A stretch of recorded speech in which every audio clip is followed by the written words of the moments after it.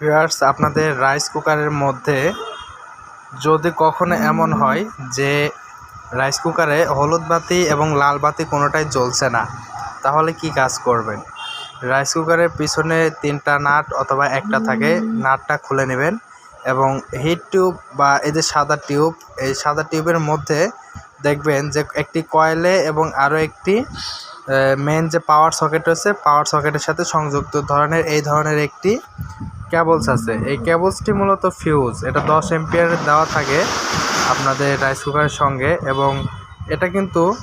কোনো রাইস কুকারের সমস্যা হবার আগেই এই ফিউজটা নিজেই কিন্তু নষ্ট হয়ে যায় এবং রাইস কুকারকে ভালো রাখে।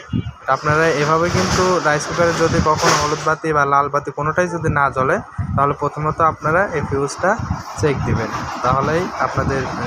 যে রাইস কুকারের সমস্যা এটা কিন্তু খুব সহজে সমাধান করতে পারবেন।